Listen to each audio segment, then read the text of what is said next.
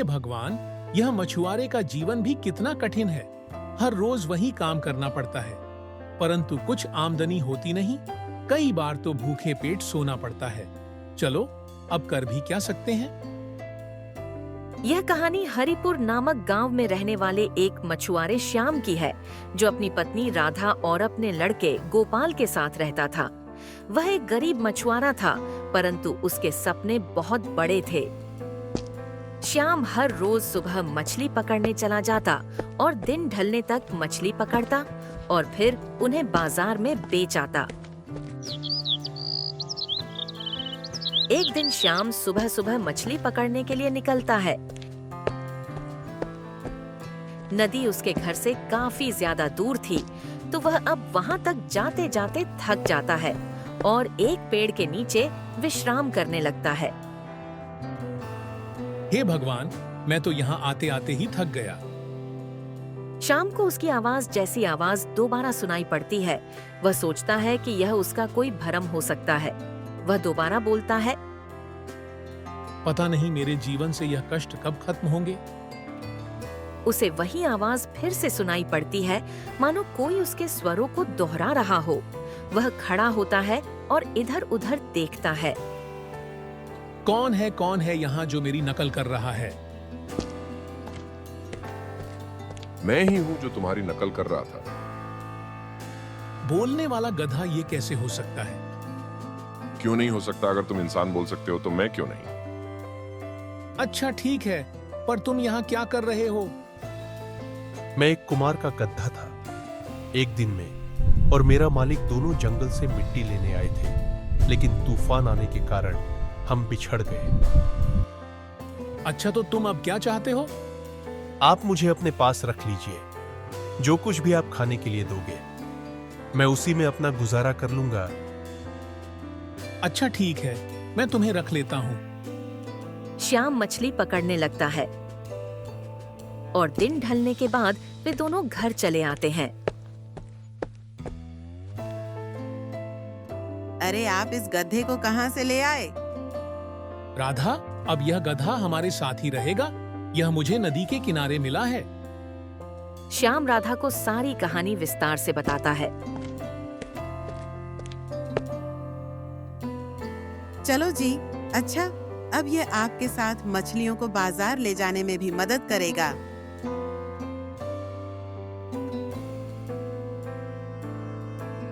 अगले दिन शाम गधे के साथ निकल पड़ता है। वह जल्द ही नदी के पास पहुंच जाते हैं। अब श्याम जाल पानी में डालकर मछली फंसने का इंतजार करता है।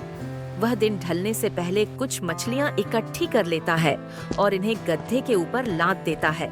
कुछ समय बाद में घर के पास पहुंच जाते हैं। श्याम गधे से बातें करते हुए आ रहा था।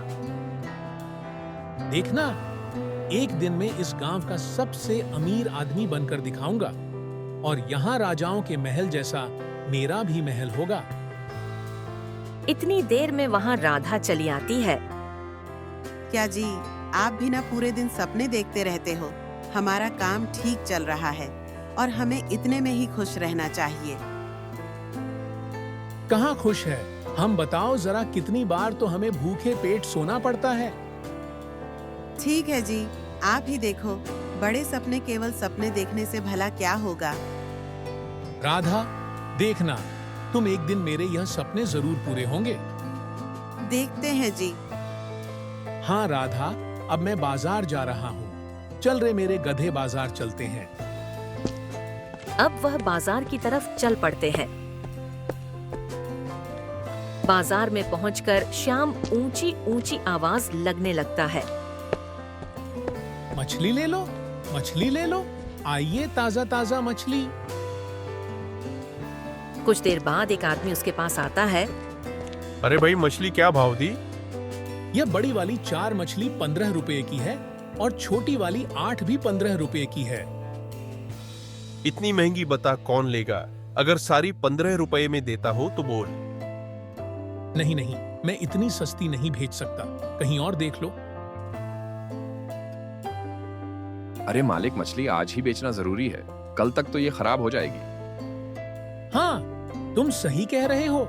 आज इन्हें 15 रुपये में ही भेज देता हूँ। कम से कम 15 रुपये तो मिलेंगे। कुछ देर बाद एक आदमी और आता है जो 15 रुपए में सारी मछलियां लेकर चला जाता है। वे दोनों घर की तरफ चल पड़ते हैं और आपस में बातें करते हैं। मालिक, कल हम और ज्यादा व बड़ी मछलियां पकड़ेंगे जिससे हमें अच्छी कमाई हो सके। हाँ, तुम सही कह रहे हो। बड़ी मछली की हमें ज्यादा कीमत मिलेगी। कल हम दूसरी तरफ से मछली पकड़ लें। क्या पता मछलियों को हमारे ठिकाने का पता लग गया, इसीलिए इस तरफ ज्यादा मछली नहीं आ रही। हाँ मेरे गधे, तुम तो बड़े चतुर हो। मैं तो सुना था गधे के पास दिमाग नहीं होता। अब घर चले जाते हैं।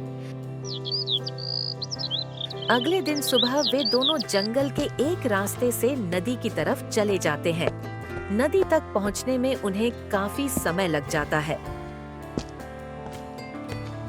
वहां पहुंचने पर श्याम बैठ जाता और गधे से कहता है, आज हम इस तरफ से मछली नहीं पकड़ेंगे, तुम दूसरी तरफ जो और देखो बड़ी मछली किस तरफ है। तब तक मैं विश्राम कर लेता हूँ। जी मालिक, मैं जाता हूँ। गधा वहां से चला जाता है और बड़ी मछलियों की तलाश करता है। तभी उसे पानी में एक वस्तु चमकती हुई दिखाई देती है। अरे ये क्या है? लगता है ये कोई बहुमूल्य मछली है जो चमक रही है। अभी जाकर मालिक को बताता हूँ। गधा दौड़ता हुआ आता है और शाम को सारी घटना बताता है।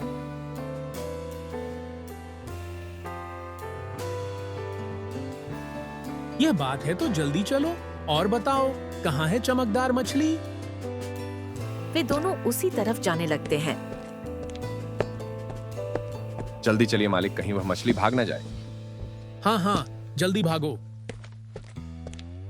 अब वह दोनों नदी के किनारे पहुंच जाते हैं। अरे, यह तो मुझे सोने की मछली लग रही है। जल्दी से इसे पकड़ लेता हूँ। वह जल्दी से अपना जाल पानी में डाल देता है और उसे वस्तु को जाल में फंसा लेता है।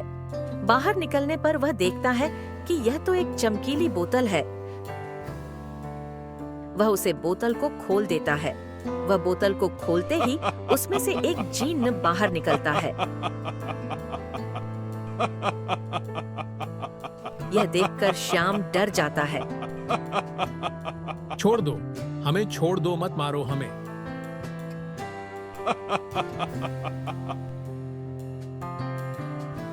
जो हुक्म मेरे आका, मैं तो आपका गुलाम हूँ, भला मैं क्यों मारूंगा आपको? मेरे गुलाम, मैं कुछ समझा नहीं। मैं इस बोतल में कई सालों से बंद था और आपने मुझे आजाद कर दिया। अब मैं आपकी 3 इच्छाएं पूरी करूंगा, मांगो जो आपको मांगना है। शाम को समझ नहीं आ रहा था कि उसे क्या मांगना चाहिए। वह गधे से भी पूछता है, परंतु गधे को भी समझ नहीं आता। तुम सच में इच्छा पूरी करोगे ना, या झूठ बोल रहे हो? नहीं मेरे आका, मैं सच कह रहा हूँ। आप मांगे तो सही। ठीक है, मेरी पहली इच्छा है कि मेरे उस छोटे से घर की जगह एक बड़ा महल बन जाए, जैसा राजा महाराजाओं का होता है। ठीक है मेरे आका, आपकी इच्छा पूरी हुई। अब आपकी 2 इच्छा बाकी है, वह भी जल्दी से मांग लीजिए। नहीं, जिन्न अभी नहीं। मैं घर वालों से सलाह करके अपनी बाकी इच्छा मांगूंगा। जैसी आपकी इच्छा मेरे आका। श्याम व गधा अपने घर की तरफ निकल पड़ते हैं। घर जाने पर वह एक बड़ा महल देखकर बहुत ज्यादा खुश होते हैं। तभी वहां पर श्याम की पत्नी राधा आ जाती है। अरे भाग्यवान, देखो हमारा महल सुंदर है ना? हाँ जी, सुंदर। वह बहुत बड़ा है, परंतु यह चमत्कार हुआ कैसे? अरे राधा, ये तो जिन्न का कमाल है। कैसा जिन्न, ये आप क्या कह रहे हैं? हाँ राधा, आज मुझे बोतल में बंद एक जिन्न मिला।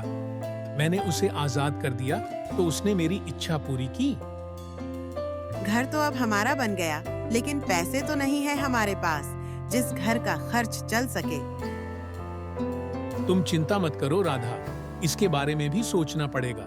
आओ अब खाना लगा दो, मुझे बहुत तेज भूख लगी है। हाँ जी, चलिए। अब वे दोनों घर के अंदर चले जाते हैं। खाना खाने के बाद श्याम अपने आलीशान कमरे के बेड पर आराम करने लगता है, परंतु उसे नींद नहीं आती।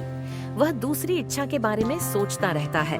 वह सोचता है कि अगर वह जिन्न से काफी सारा धन मांगे तो वह आज नहीं तो कल समाप्त हो जाएगा और वह वापस गरीब हो जाएगा। उसकी पूरी रात ऐसे ही निकल जाती है। अगले दिन सुबह सुबह बिना किसी को बताए नदी की तरफ चल पड़ता है। नदी के पास पहुंचकर जिन्न को पुकारता है। अरे जिन्न कहाँ हो? तुम जल्दी बाहर आओ। इतना कहते ही जिन्न तालाब से बाहर आ जाता है।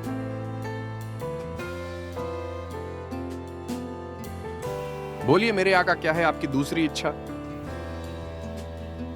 मेरी इच्छा यह है कि तुम मुझे एक वरदान दो जिसमें कि मैं जिस भी वस्तु को छू लूं वह सोने की बन जाए। जो हुक्म मेरे आका। जिन्न श्याम को वरदान दे देता है। आपकी अभी भी एक इच्छा बाकी है, वह भी जल्दी से मांग लीजिए। नहीं, आज नहीं, वह मैं कल तुमसे मांग लूंगा। जो हुक्म मेरे आका। इतना कहते ही श्याम वहां से घर के लिए निकल पड़ता है। रास्ते में वह जिन द्वारा दिए गए वरदान को आजमाना चाहता है तो वह एक बड़े लकड़ी के टुकड़े को स्पर्श करता है। स्पर्श करते ही लकड़ी सोने में बदल जाती है, जिससे उसे विश्वास हो जाता है कि जिन्न का वरदान काम कर रहा है। वह जल्दी से अपने घर की तरफ चला जाता है। घर पहुंचने पर वह राधा से खाना मांगता है।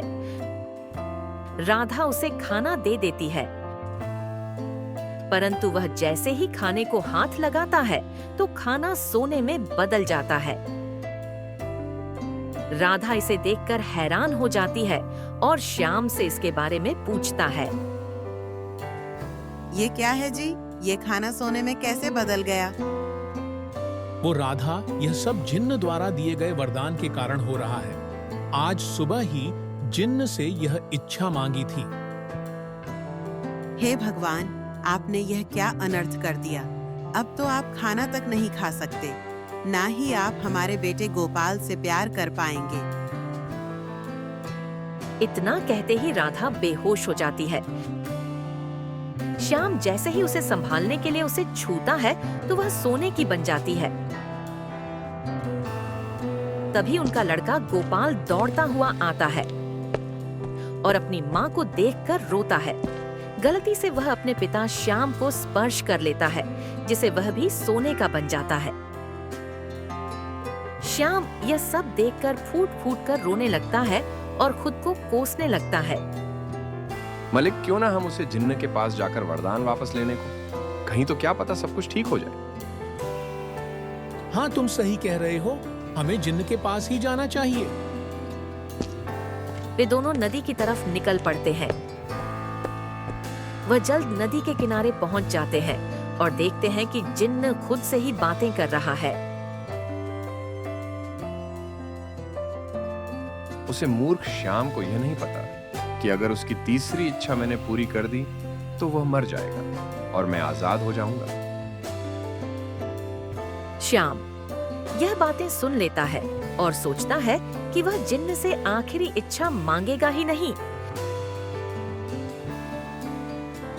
वह जिन्न से अपना वरदान वापस लेने को कहता है, परंतु जिन्न यह वरदान लेने से मना कर देता है। जैसे धनुष से तीर छोड़े जाने पर वह वापस नहीं आता, इस प्रकार मेरा दिया वरदान भी वापस नहीं होगा।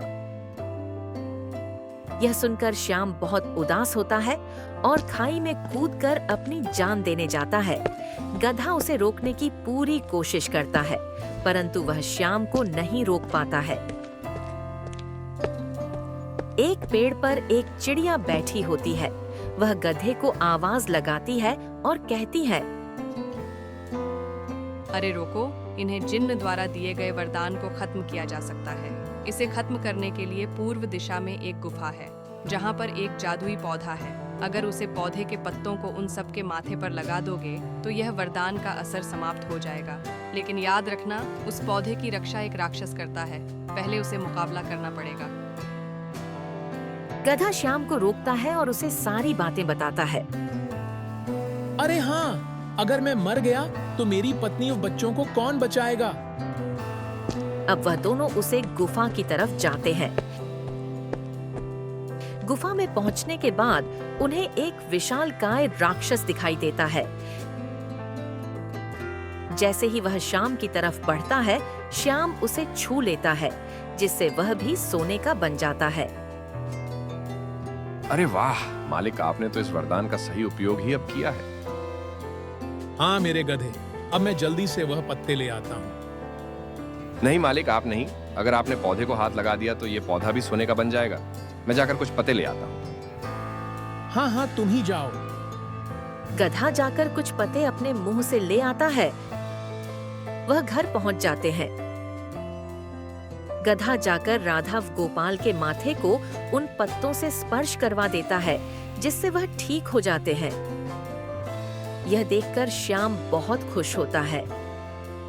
अरे प्यार गधे, इसे मेरे माथे से भी स्पर्श करवा दो ताकि यह वरदान खत्म हो जाए। गधा यह पत्तों को श्याम के माथे पर भी लगा देता है, जिससे श्याम पहले जैसा ही हो जाता। श्याम को लगा कि अब जिन्न भी तीसरी इच्छा के बारे में भूल गया होगा और अब वह शांति से रहेगा। अगले दिन सुबह जिन्न श्याम के घर आ जाता है। मेरे आका, आपकी एक इच्छा बाकी है तो जल्दी से मांग लीजिए। नहीं जिन्न, अब मेरी कोई भी इच्छा नहीं है, तो अब तुम जा सकते हो। नहीं, आपको इच्छा तो मांगनी ही होगी, नहीं तो मैं आपको जान से मार दूंगा। श्याम मन ही मन सोचता है कि अगर मैंने कोई इच्छा मांग ली तो यह मुझे फिर भी मार देगा, और अगर न मांगी तो फिर भी मार देंगे। चलो ठीक है, मैं कल तुम्हें अपनी इच्छा बता दूंगा। तुम कल सुबह आ जाना। जैसे आप कहें मेरे आका। जिन्न वहां से चला जाता है। श्याम पूरा दिन सोचता रहता है कि क्या इच्छा मांगी जाए जो जिन्न पूरी ही ना कर पाए। अगले दिन सुबह जिन्न घर आ जाता है। चलो जिन्न, मैं तुम्हें नदी के पास जाकर ही अपनी इच्छा बताऊंगा। वे सभी नदी की तरफ चले जाते हैं। वहां जाकर जिन्न श्याम से उसकी इच्छा पूछता है। तो मेरी इच्छा है कि तुम 100 साल तक यही खड़े होकर समुद्र की लहरों को गिनो और मुझे बताओ कि 100 साल में कितनी लहरें उठी हैं। जिन्न उसकी बात मान लेता है। श्याम वह उसके घर वाले वापस घर आ जाते हैं। वाह मालिक, आप तो बड़े चतुर हो। जिन्न को उसी के जाल में फंसा दिया। 100 साल तक तो आप अपना जीवन जी चुके होंगे। वे सभी अब खुशी खुशी अपना जीवन जीते हैं। आप सभी को यह कहानी अगर पसंद आई हो तो हमारे चैनल को सब्सक्राइब करें और प्यारा सा कमेंट करना ना भूलें।